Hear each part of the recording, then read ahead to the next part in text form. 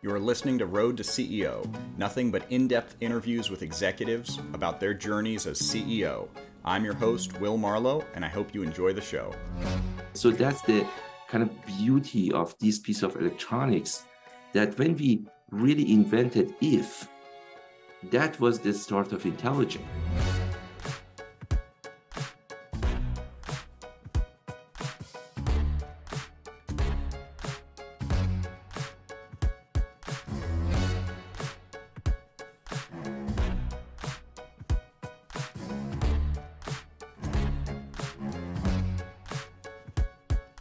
I'm here today with Arman Eshraghi, the CEO of Qrvey, a pioneering company in the embedded analytics space. Before that, Arman was the founder of Logi Analytics, which became a leading business intelligence company in the DC area and was acquired not long ago by a company called Insight Software, I believe. Millions of people use or are affected by software that Arman's companies have created, often without knowing it because it gets embedded into other applications and products. And we're going to hear all about his journey as an entrepreneur and an executive today. Arman, thank you for joining us on Road to CEO. Thank you very much for having me. It's great to be here. Well, let's start right at the beginning. Did you always want or plan to be an entrepreneur? I think so, without knowing it. We as humans do things that normally we may not know the reason, right? So it's not like we have a very big analytical mind and then we can analyze and understand exactly why we are doing things. That's not the way it works. Our brain is very associative.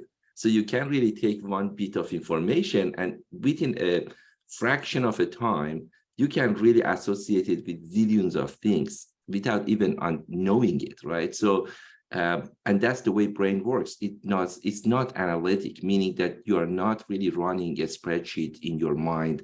You cannot quickly sort it. You cannot quickly group by the information. You cannot quickly get the total and see 25% of this total is really about 20% of the other one. And then compare this and then tell people that which fraction is bigger or worse or better, those kind of trend analysis, those kind of comparative analysis, none of those we can do well in our brain. And that's why we are really using machine and we are enjoying cooperation with machine, because that's the complementary part of us. They are great in analytics, not yet great in associative kind of, memory that we have. Having said that, so we get things done.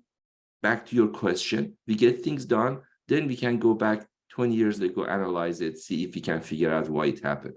So now answering your question, if I go back to, I'm in mid-50s now, but if I go back to age of 18, when I started in university in the first year in college, then I started my first company with some colleagues in university. And then I would say, yes, probably that's the case. I don't think I was super excited about academia, despite all of the encouragement I was getting from everyone. Parents, even university or high school, and teachers were wonderful to me. I have so much great memory of them encouraging me. And it's not like I was not successful in, academia. I could get good grade. If I want to do it, I will do it. I enjoy math. And everything related to math, physics, and other things. So I could really see that, I can do well academically if I want, but does it energize me? Probably, I would say on the business side and software side, it was more energy for me. As soon as, I could see something, I don't know. I mean, to me, it was not just a dumb device, it was a smart device.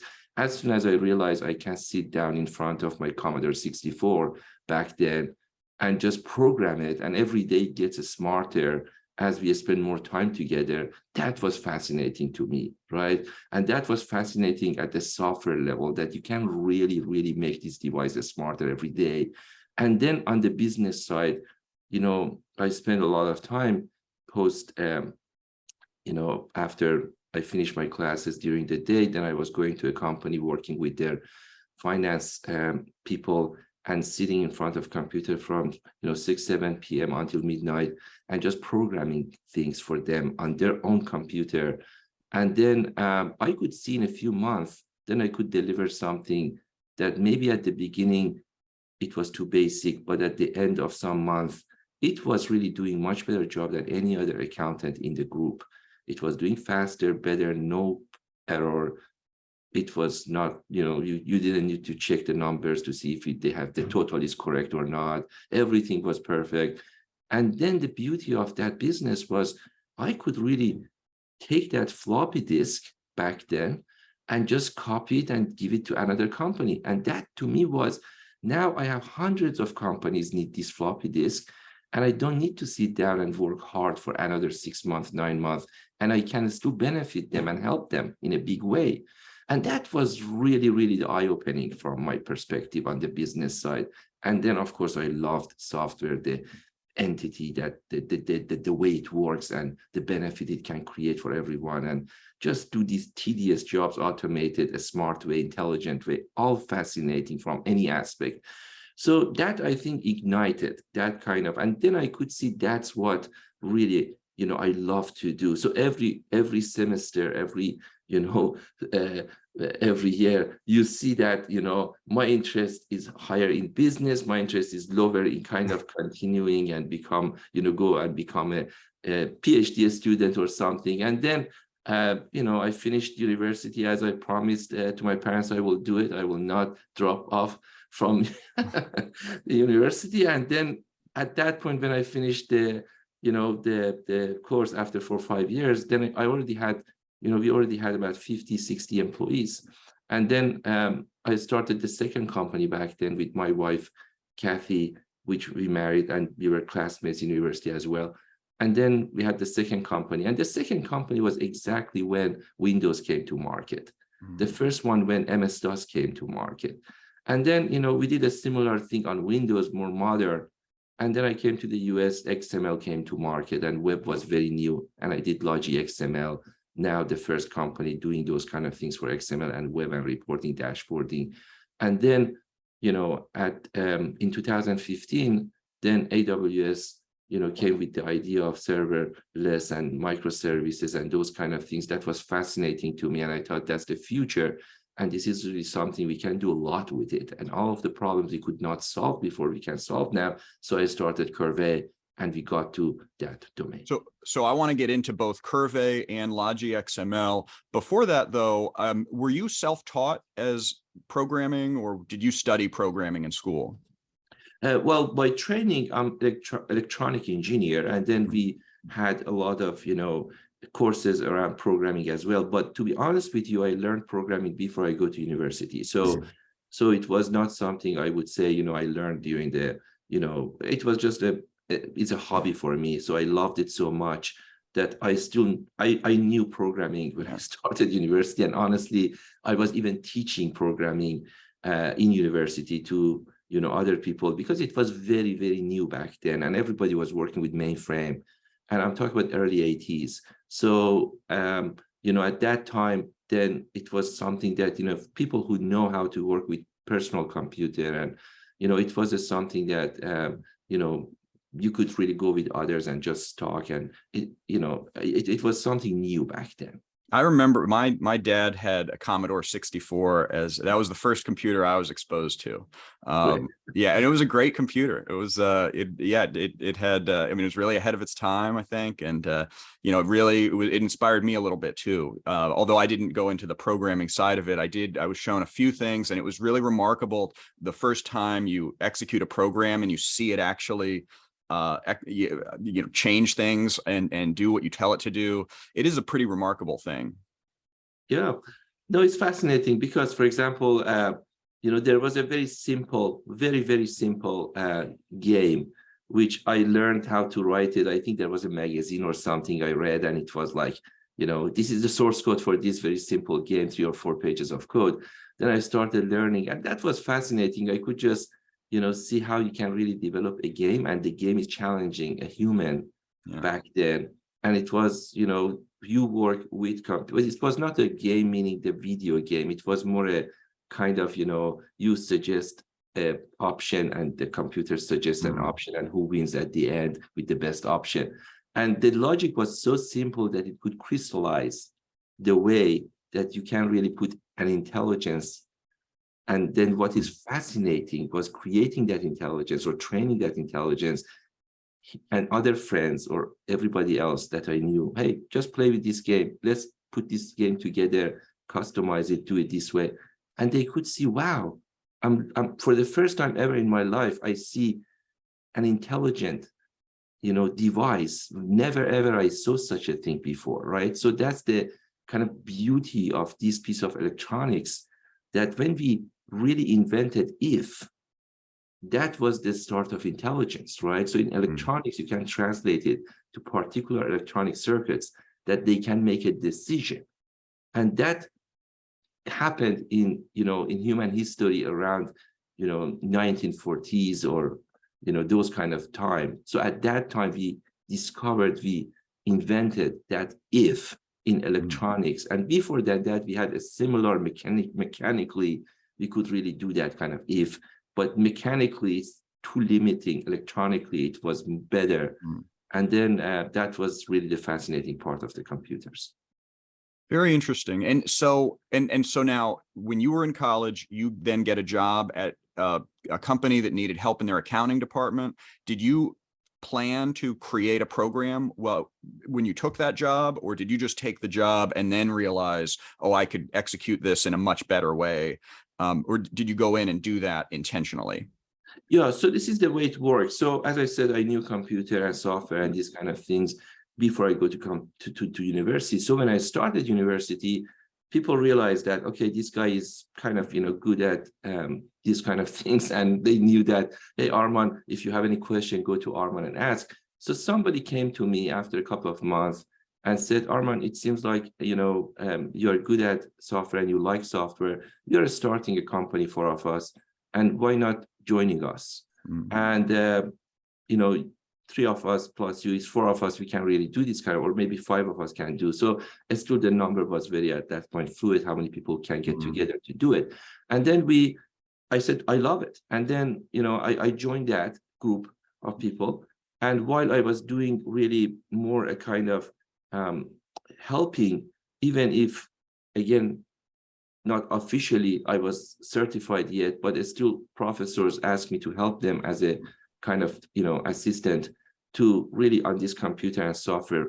So I was working in a way over there in university for them as an assistant and doing TA. And then at the same time, I started this company with this group of people. When we started the company, there were a few I would say manufacturing plus, maybe they had they had manufacturing, they had offices, but it was I don't know how many employees they had, let's say 1,000 employees, but they were manufacturing things, different things. And then they had these offices that was automating everything from accounting to payroll to inventory to anything else. So they needed to really collect all of these into their computers rather than doing it manually. And then they needed to get the data out in particular reports and, just creating the reporting, they need to get the data out.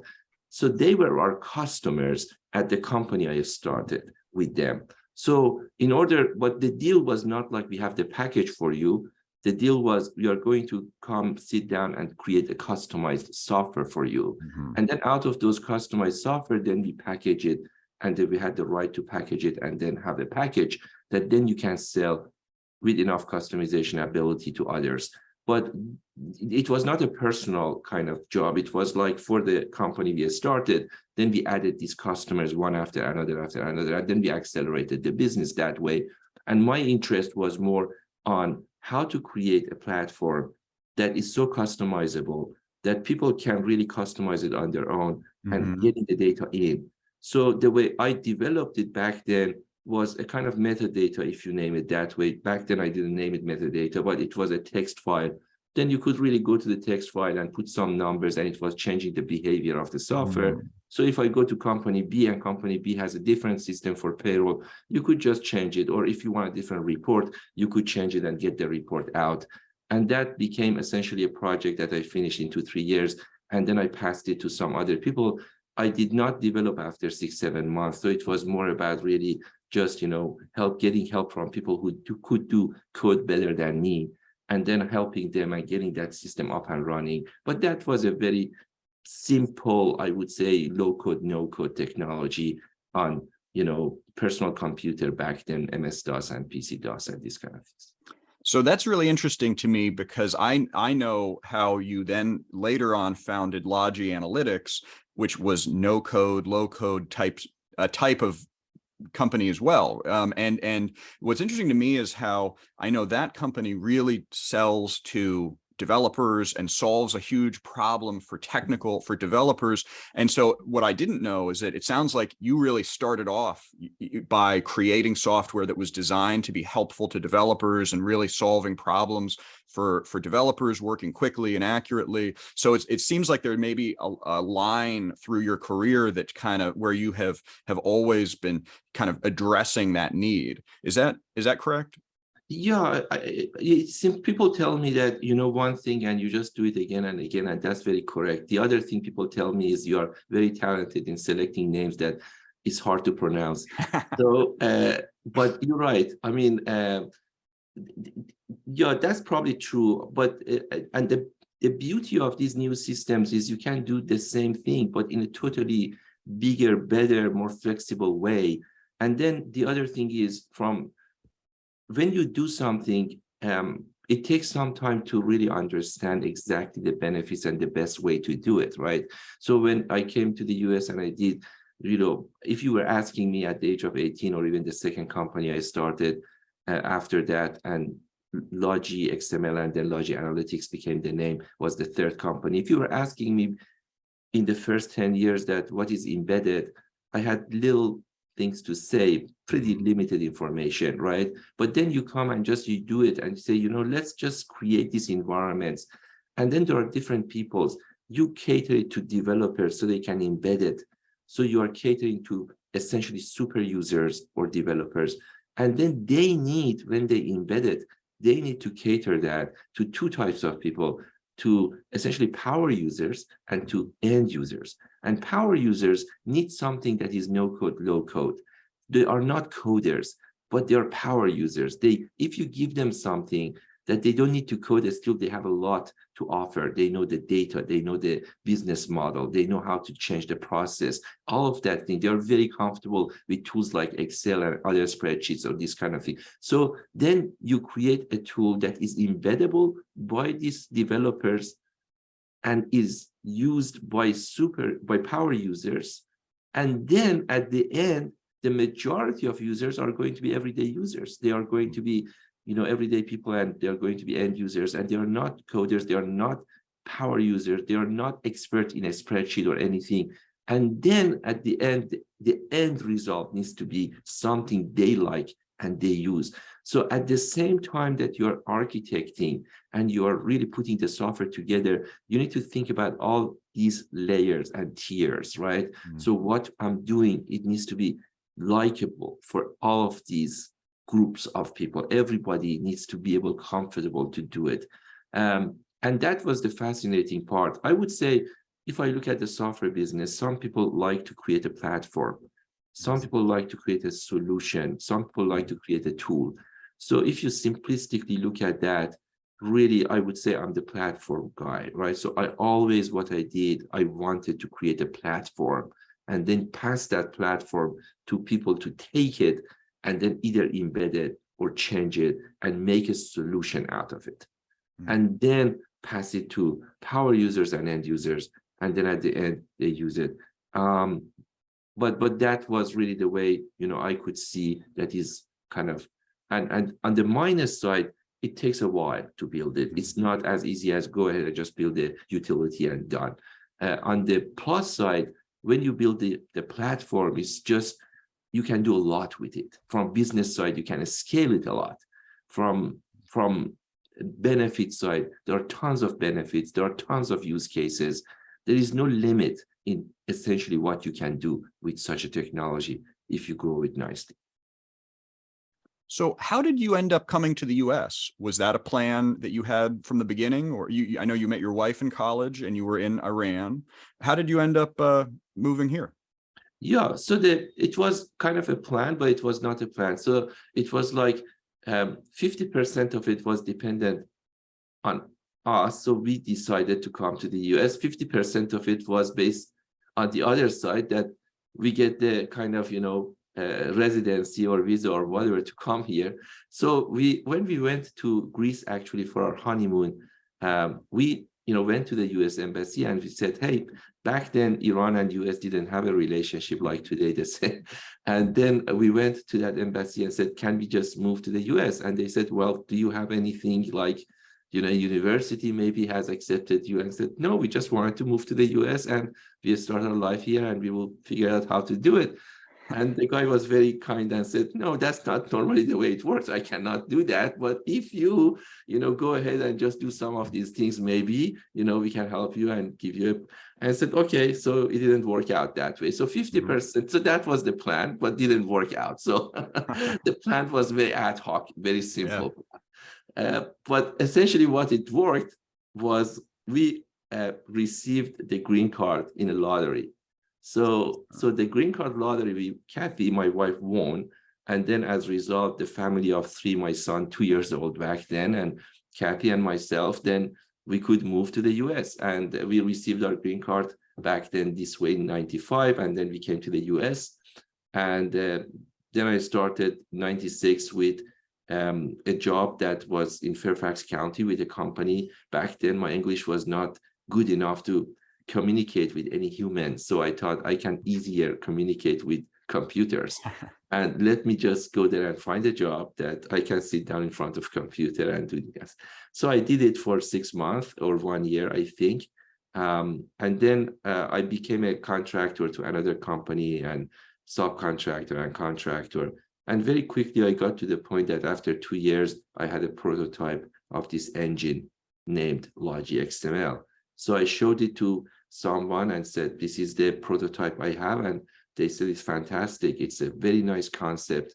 And let's just do something with it. And then I was lucky to meet a bunch of entrepreneurs back then. And they said, we wanted to build a software. Can you help us? And I said, if you use my engine, I will help you. But you need to help me to complete this engine. And they said that that's fine. So I started working with them for a year based on the understanding that whatever comes out of this engine, it's the end solution is theirs. Mm-hmm. But the engine technology behind the hood, I have the right and I can resell it and own it. And they delivered the software to their customers. They had multi-million-dollar projects, and they were very good at software and the kind of non-web-based software, but they wanted to move to web and make something web-based. And that was the part that my engine could help them. And that's why, we were. So that's really what I did for them. And they delivered these to a number of companies in the US and worldwide outside the US. And after a year, as we agreed, the engine was at the level that I started LogiXML, and that became, the engine was the IP essentially that I owned. And then they became my customer and they signed up. And still, as far as I know, while I was at Logi, still they were a customer of Logi, even if the company was sold a few times afterward and grow and became, much bigger company. And they were acquired a few times by different parties. But that was the story that how, I got into kind of starting a company and how, I came to the US. That's fascinating. So you funded it initially out of revenue from a client engagement, and then you've got a product and you've got a platform really that you can now build a company around. What year was this approximately? It's the mid-90s? So when I started, when we started the engagement, it was 98, I believe. And then I think January 2000, I started Logi. So about a month or a year or 2 months, something like that. Yeah. So the first year, did you have any outside investment, or was it funded? Or maybe the first year after that, the first year after you really started LogiXML, was it funded out of revenue purely, or did you immediately want to take on new revenue or new investment? Yeah, so we had light investment, I would say. So collectively, during the first, until we got to $5 million sales per year, at Logi. And back then it was not subscription, it was perpetual licensing that we were selling, and 20% for maintenance charging, and then a little bit for support on top of that. But it was very kind of perpetual licensing. And we got to 5 million. I think collectively, maybe I had, less than 1 million or $2 million kind of investment by then. So it was very, very light kind of cash fusion. But we were selling to, at the beginning, I started selling to a couple of strategic accounts that they were willing to pay a little bit more. But when the software is ready, then they get lifetime perpetual license at a kind of unlimited, so they don't need to buy more copies per customer or something like that. So that kind of a special deals help me all the time. When I start a company, I find, those kind of visionaries that they share the passion for, we share the passion for that vision that I bring to the table.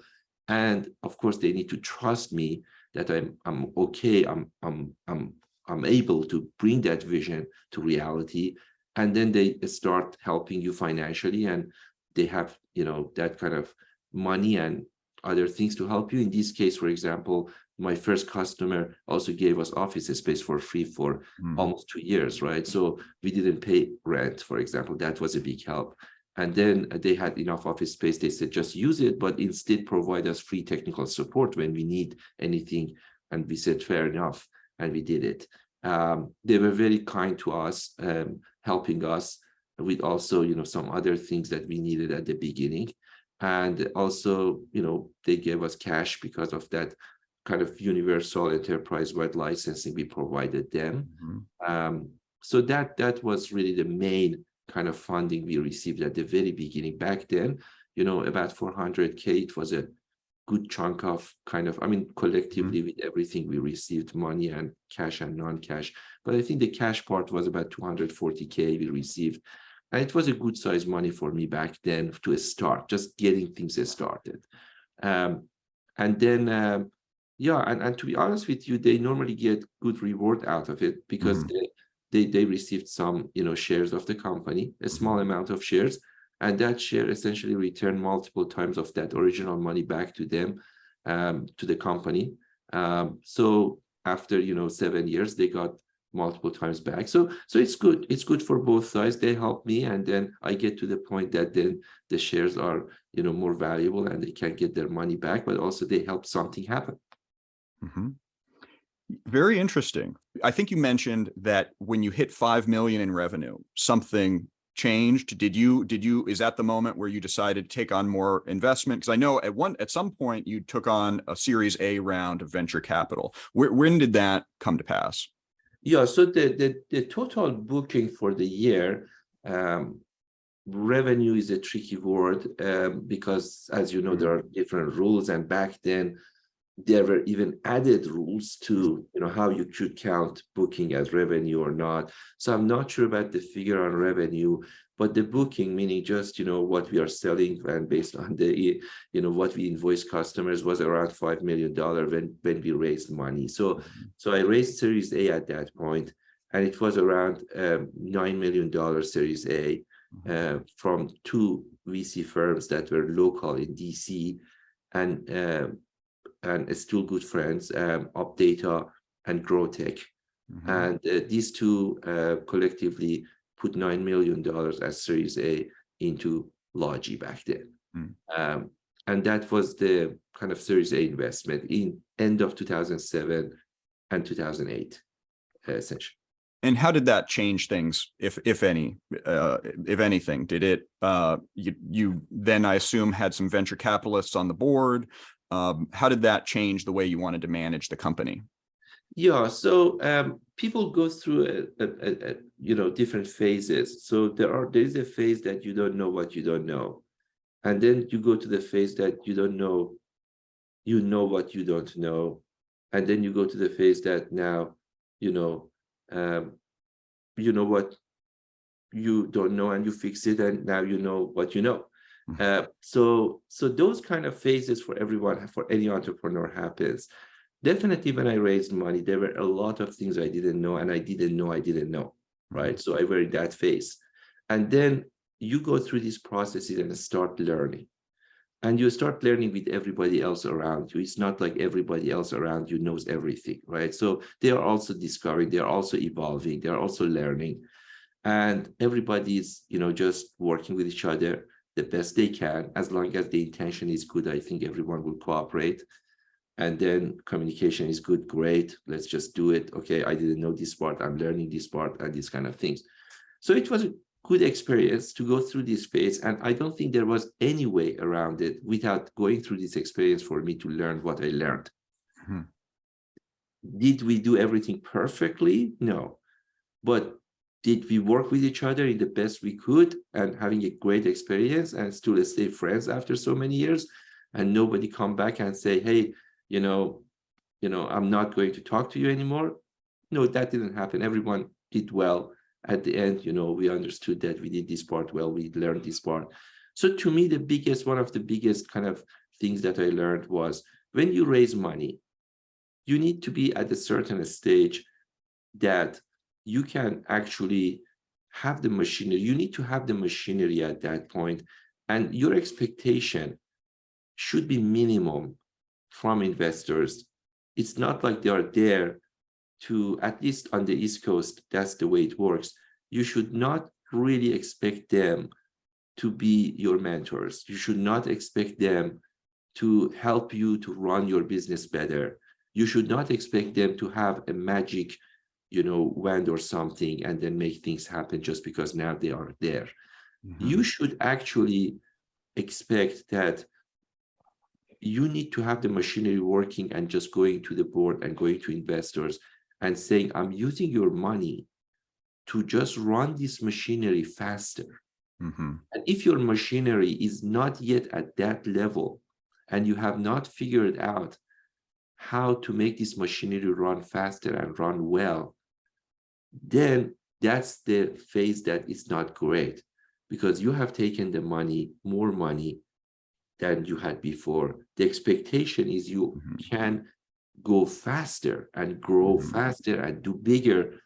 And then all of a sudden you say, well, the machine I build, the car I build could drive at 20 miles per hour.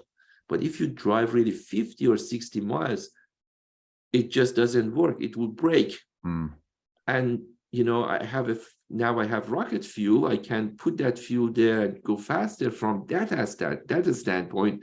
But mechanically, I have not figured out yet how to really make this car in the way it can run faster. And then at that point, you have taken the money and clock is ticking. Yeah. And still you are figuring out how to make it faster, how to build the team. And these things take time for any entrepreneur. Then before, you didn't have maybe the money, maybe you didn't have that backing, maybe you couldn't bring any talent you wanted, either you could not afford, or maybe that talent was not okay to join a company with that backing. But now you can, but it takes time. Then bring the team, having the experience, how to organize them. So that's the phase that I would say, based on my experience today, I would say choose the right time to really ask for the money. And probably for us, it was a little bit early back then to ask for money. We could continue a little bit further, and maybe we should have, maybe getting into a bigger number, maybe 10 million or so. And then at that point, then we were ready. For another company, that number might be much lower. For another experience, maybe experienced CEO, that might be much lower. For me, as the kind of entrepreneur, just doing everything classically and, doing kind of things, probably I needed a little bit more time, especially it was a new environment, US, everything for me. Just, I should have given myself a little bit more time to make sure the machine, the car can really run faster, and then, put the fuel there. So as a result, probably I would say it was a little bit kind of, we did well. It's not like we didn't do well. So the revenue started growing. But to me, it was a little bit kind of rough kind of planning. It was not like as easy planning as you normally go, and you in Q4, you sit down, you finalize the plan for next year, and then you know what you do. And then next year you go and execute the plan.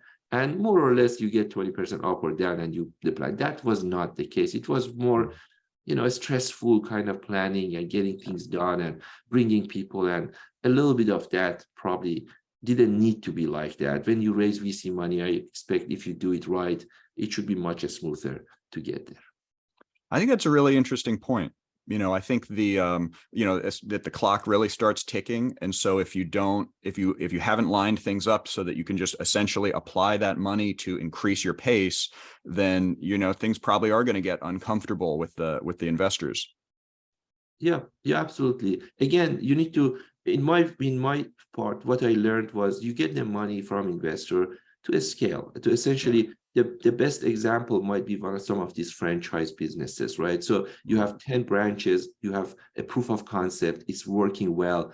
Now you bring the money to make 10 branches, 100 branches. That's the best model you can work. But let's create those 10 branches first, make sure everything works. If you have only one branch and you have one franchisee and that works, or you wanted to branch out and have more branches, either way, if you wanted to really you have one, doesn't mean that it's still how to go fast. Let's go and create maybe the second, third, maybe getting to 10. So there is a middle phase that maybe that's the part that it's a different type of investor maybe needed for that phase, maybe more visionary but a little bit involved but not too much involved, maybe, I don't know, but I'm not expert in that, but I know that it's a different phase. And that's normally the phase that things get hard for many founders and entrepreneurs, because they are good to create the POC and proof of concept.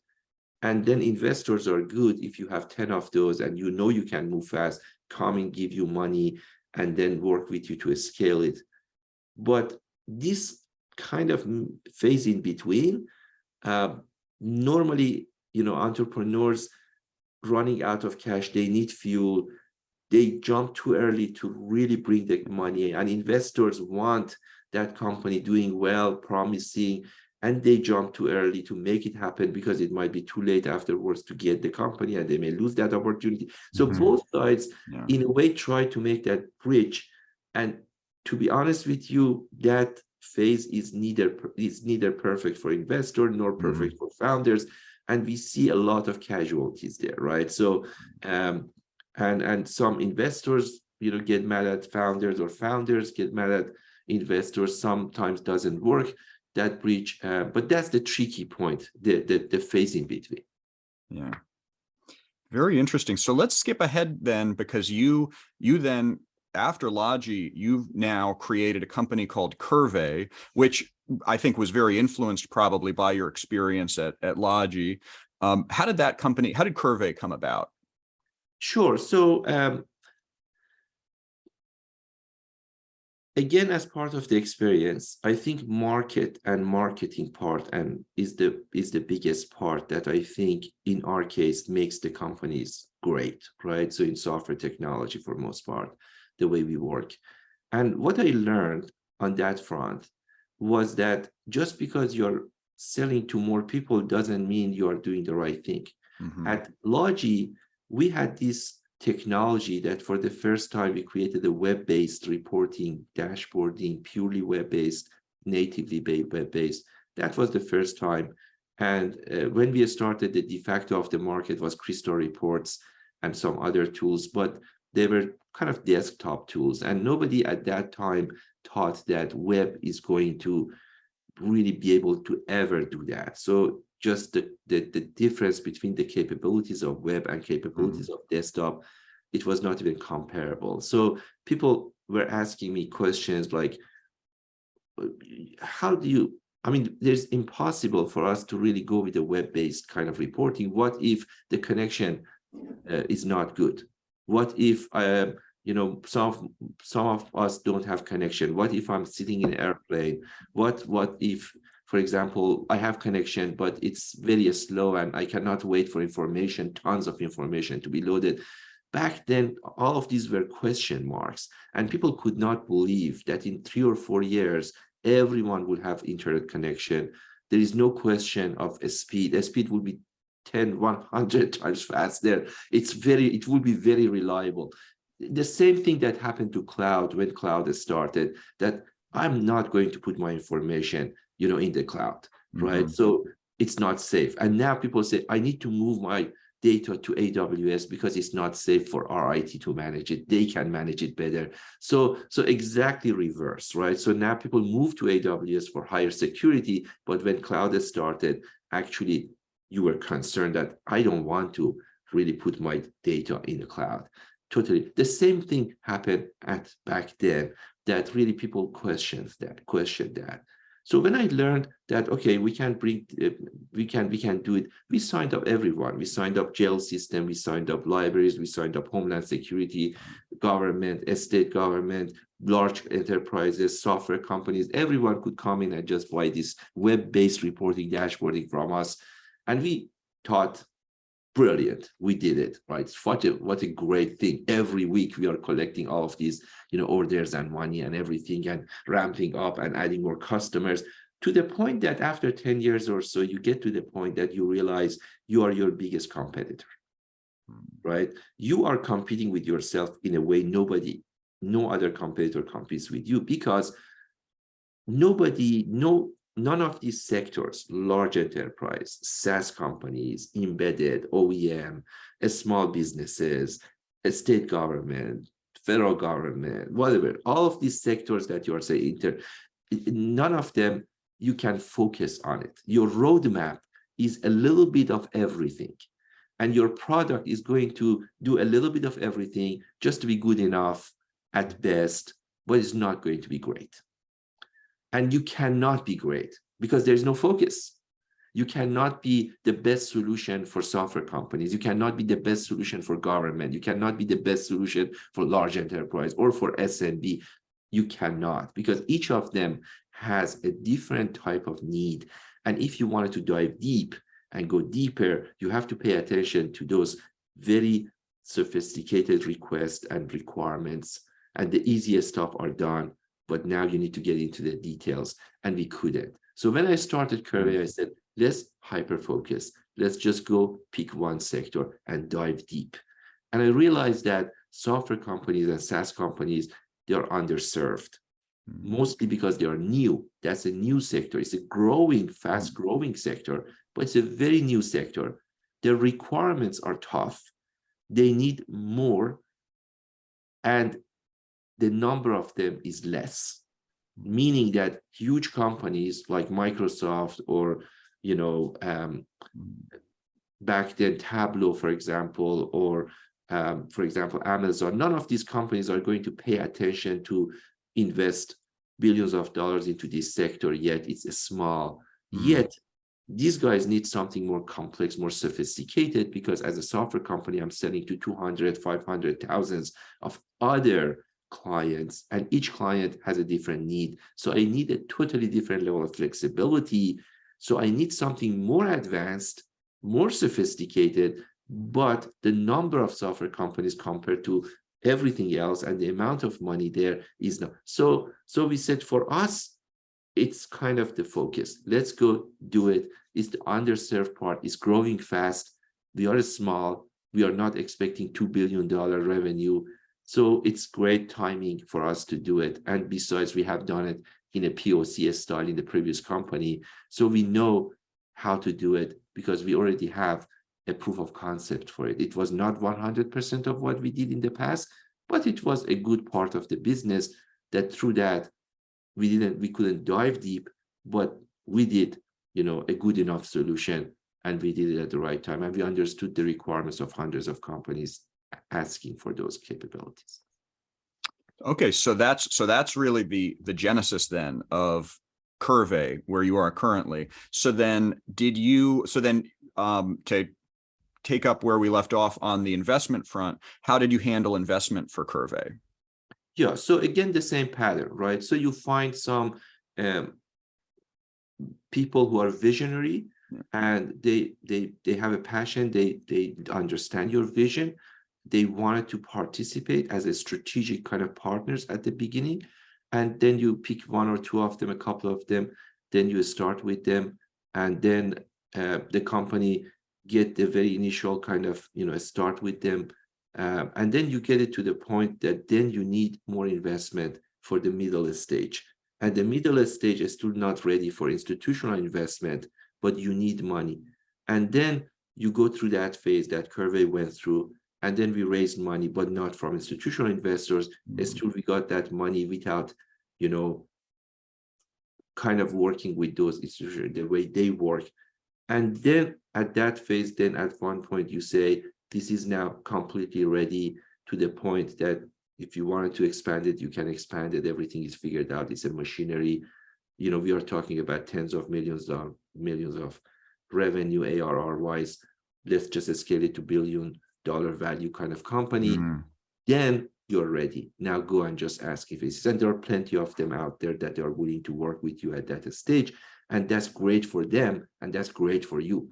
So at that point then, so I'm doing it in a 3-phase style rather than the 2-phase classic style that in my view, that 2-phase, the middle is very tricky for both sides.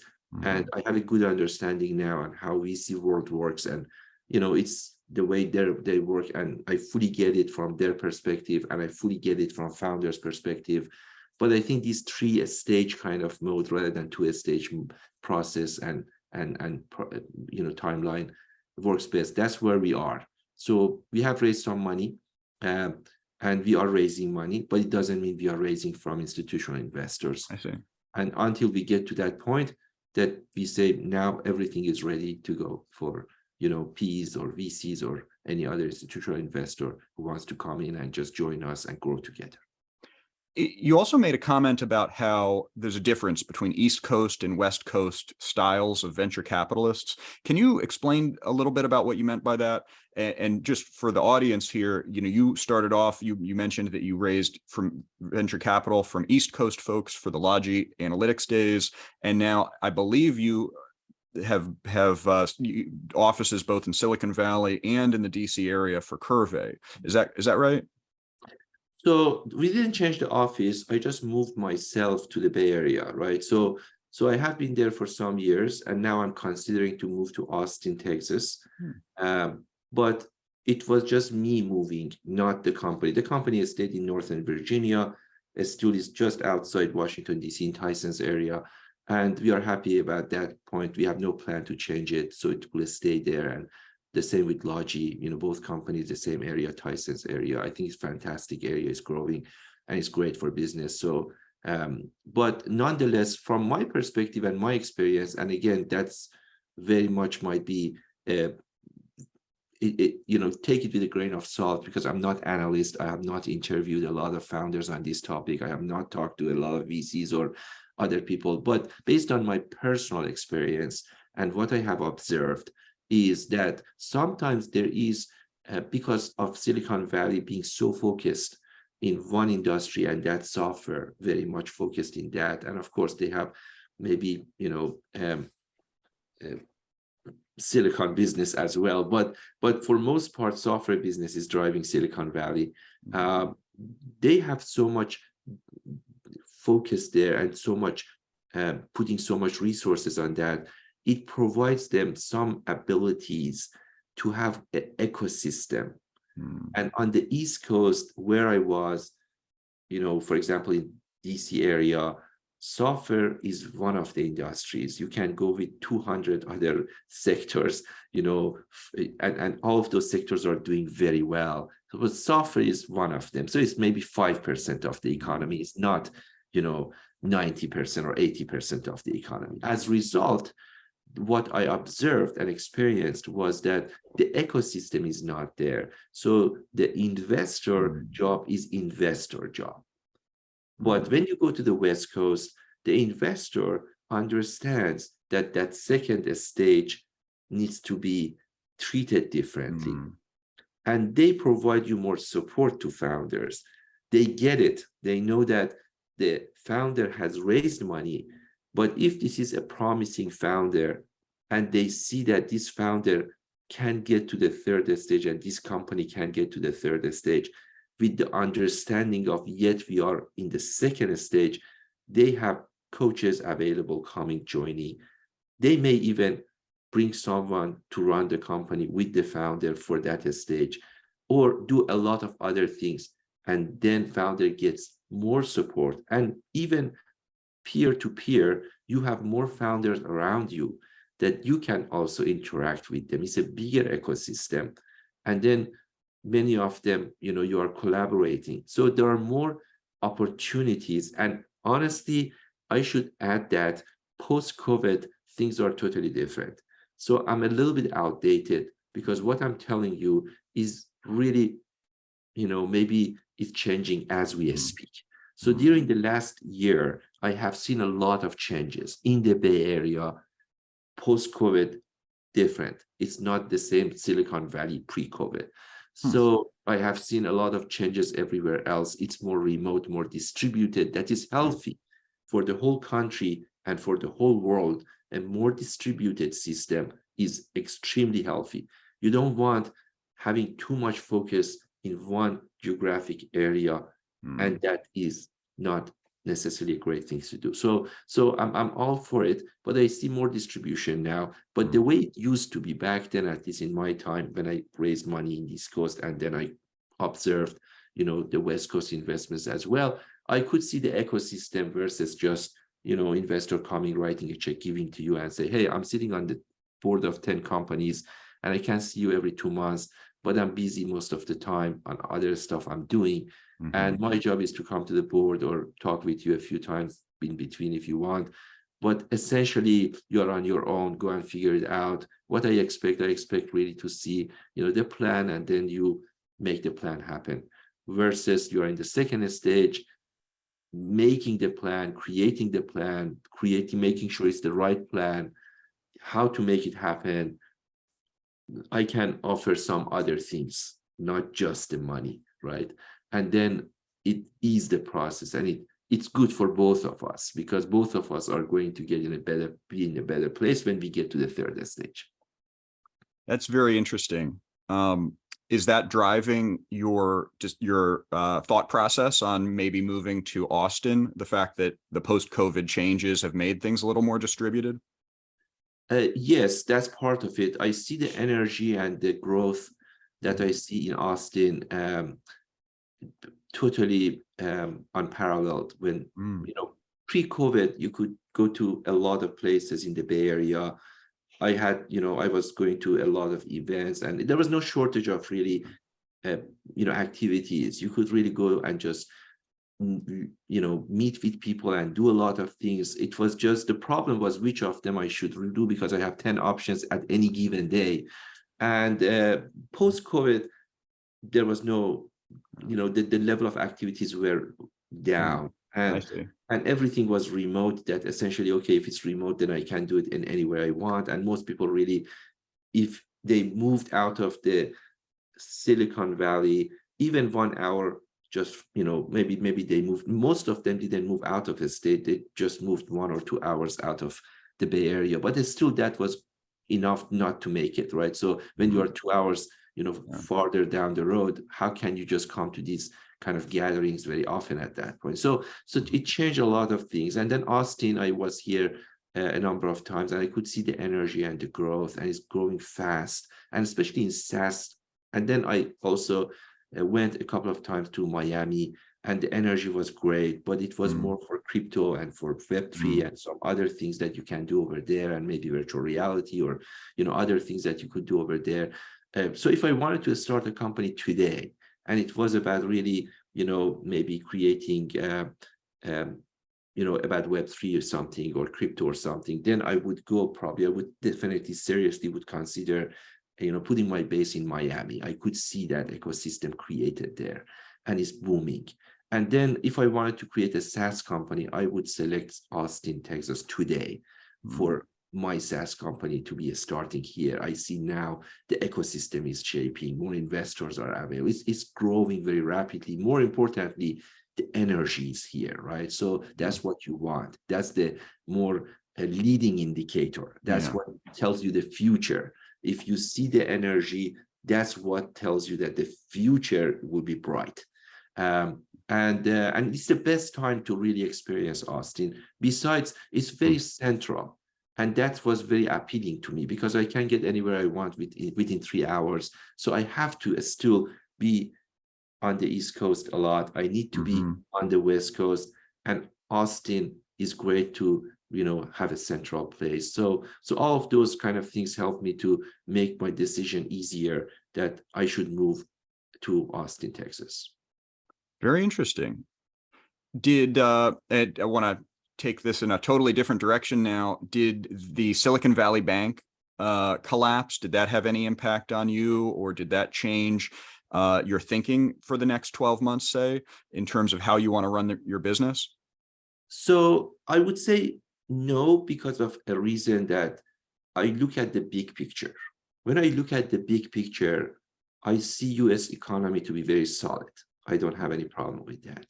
I think companies are doing the right thing. They are doing the right business. If we did not have that solid foundation, then I could say, wow, it's a problem. Now this bank or the other bank, is going, out of business or doing something. But when I see the foundation is solid, we are doing the right thing, the country is on the right track, in my view. I mean, people can criticize a lot of details. I'm just talking about the big picture, very, very big picture, right? So let's just go and look at the very big picture. Don't pay attention to a lot of details. And also, let's put it into a little bit of perspective, and let's get the perspective that we are comparing ourselves with the rest of the world. So it's not like you are looking at it isolated way and say everything needs to be perfect. Let's just not doing that. Let's look at the whole globe, look at the whole countries on earth, and then looking in the US, and then say, okay, this is the US economy. And then say, well, this is solid. We have a great foundation here, and we are driving the world economy. And I don't have any problem with that picture to be nervous about a single bank, doing something. I mean, I understand the bank, you can take higher risk for higher reward, and the higher risk may not materialize. The only way you can make sure no bank will go out of business is they don't take any risk. And that means very minimum reward. So my perspective is not like that's a problem. It's part of the business, right? And so when that happened, I was probably too calm, right? Everybody else around me was asking me, hey, should we do this? Should we do that? Hey, what about this funding is here? Maybe we should open different accounts and move this here. And I said, let's just wait for a few days. And I think I don't see any problem with that. But besides, we are okay at least for some weeks. And then at that point, we will make a decision. So for where we are, I didn't see any problem. So we were not impacted. Based on the situation. We did not have any account with SVB, of course. Otherwise, I would say, yes, I would be probably very nervous at that point.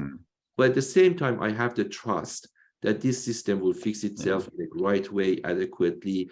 They're not going to just let people suffer because, this kind of thing. So they did the right thing. I think, they took quick action, and I think everything seems to be right now at the less concerning point, at least as far as I'm concerned. So that's my take. But no, it did not have any direct impact on Qrvey yet. Hasn't had any impact yet, and I don't foresee that to be a problem. And I think that will be part of just the whole thing that we are going through as a bigger economy, and technology moves up, technology moves down. Sometimes it slows down. Sometimes one sector seems to be taking over the world, and everybody wants to go to that sector and overspend or overinvest. And then it turns out that we are running too fast. We should adjust the speed. And there are some, situations that it needs some adjustments. So I'm still very bullish about technology sector. I just think if you are running too fast, you have to adjust your speed to be realistic. But it doesn't mean that sector it doesn't have the potential. Still, technology will be one of the big potential if someone wants to invest. It's the speed of the growth is adjusting, in my view. So I've got just a couple other questions I always like to ask, and but I think we're getting close to the end here. The one thing I'd like to ask is some CEOs do just about everything. They handle the finances, they handle sales and marketing. They kind of have their hand in everything. What's your style of management as a CEO?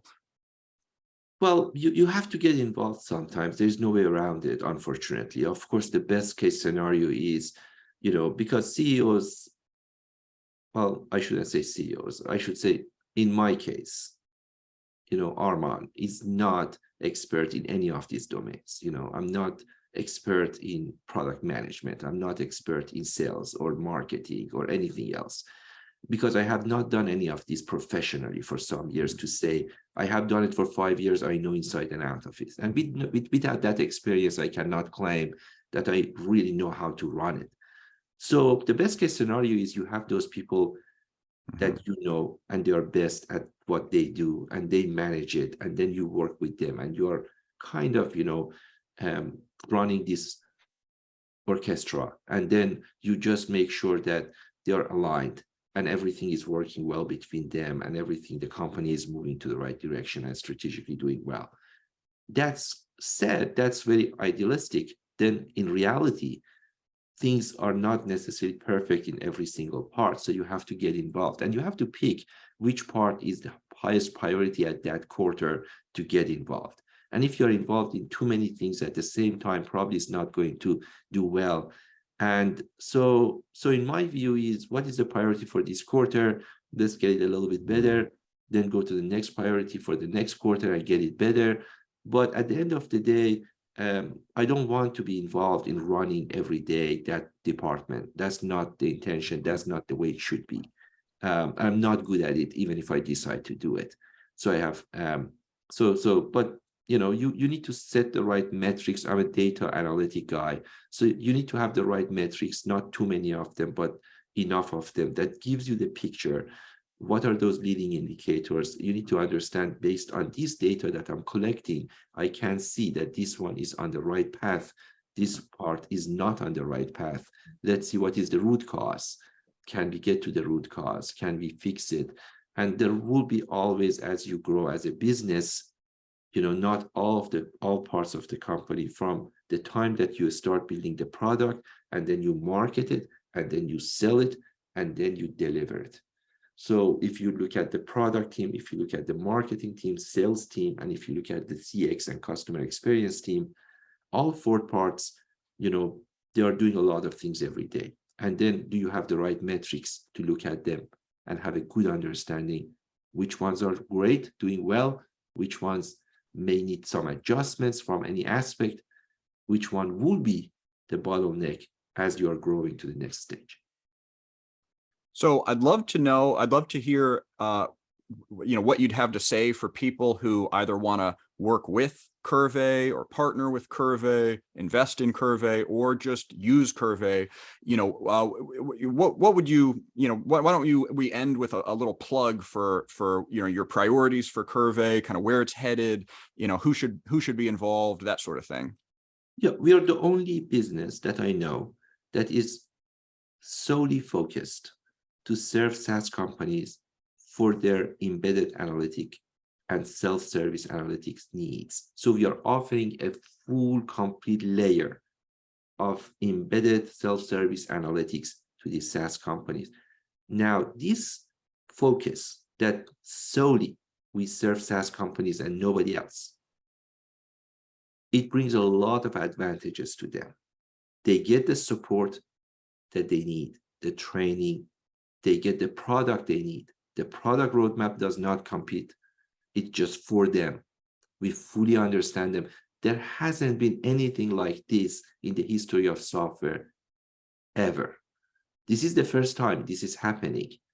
So as a result, we can provide them the technology that was never in that depth available to them. Mm-hmm. Such a great fit from any aspect, from licensing, pricing, support, training, product features, architecture, security, whatever they can think of. This is the opportunity for us, for them to partner and work together. And that's the vision, that Qrvey is the analytic self-service layer for SaaS products. So if you have a SaaS product, if you have a product manager who wants to productize something, that's what we do. We know how to do it, and that's the only thing we do. Well, I hope that lots of companies reach out to you after this, and I will continue to follow Qrvey's success over the years, and I look forward to hopefully having you back on Road to CEO in the future. Great, I appreciate it. Thank you very much. It was great speaking with you as always, Will.